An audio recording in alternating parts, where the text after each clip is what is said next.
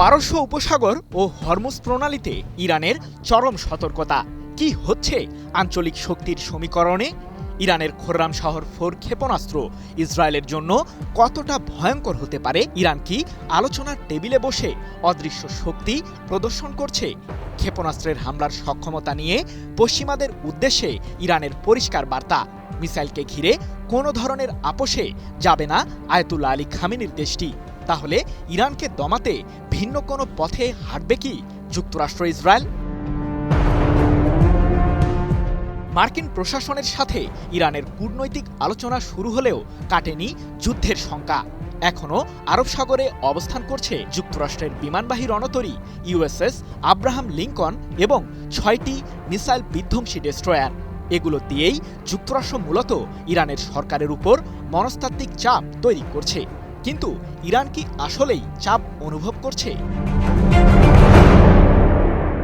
ইহুদিবাদীদের কোনো হুমকিকেই যে ইরান তোয়াক্কা করে না, খোররাম শহর 4 মডেলের ব্যালিস্টিক মিসাইল সম্প্রতি মোতায়েন করেই সে বার্তা দিয়েছে তেহরান।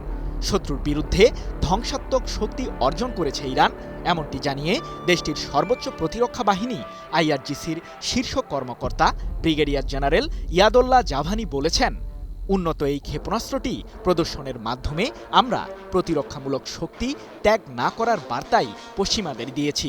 7 ফেব্রুয়ারি এক প্রতিবেদনে বিষয়টি নিশ্চিত করেছে ইরানের রাষ্ট্রীয় সম্প্রচার মাধ্যম প্রেস টিভি। আইআরজিসির উন্মোচিত খোররাম শহর 4 ক্ষেপণাস্ত্রটি 2000 কিলোমিটারের মাঝে থাকা শত্রুপক্ষের যে কোনো আস্তানায় হামলা চালাতে সক্ষম, যার 16 ম্যাক গতি মিসাইলটিকে করে তুলেছে হাইপারসনিক ক্ষেপণাস্ত্রের সমতুল্য। মূলত উচ্চমাত্রার গতির কারণেই ইসরায়েলের প্রতিরক্ষা বহরে থাকা এয়ার ডিফেন্স সিস্টেমগুলো খোররাম শহর 4 ক্ষেপণাস্ত্রকে প্রতিহত করতে ব্যর্থ হবে বলে দাবি সমরবিদদের। প্রশ্ন হলো, যুক্তরাষ্ট্রের সাথে আবারও আলোচনার টেবিলে ফেরার মাধ্যমে ইরান কি দুর্বলতা প্রদর্শন করছে? এই প্রশ্নের উত্তর দিয়েছেন ইয়াদুল্লাহ জাভানি। তার ভাষায়, আমরা যুদ্ধ চাই না, তবে শত্রুপক্ষ যদি আমাদের শক্তিকে ঘিরে ভুল হিসাব করে তাহলে ইরান দৃঢ়ভাবেই তাদের জবাব দেবে। যুক্তরাষ্ট্রের মনস্তাত্ত্বিক যুদ্ধ কিংবা প্রতিকূল কর্মকাণ্ডকে তেহরান ভয় পায় না। এদিকে পারস্য উপসাগরীয় অঞ্চল এবং হরমুজ প্রণালীতে নিরাপত্তা নিশ্চিত করার জন্য কাজ করে চলেছে ইরানের সশস্ত্র বাহিনী।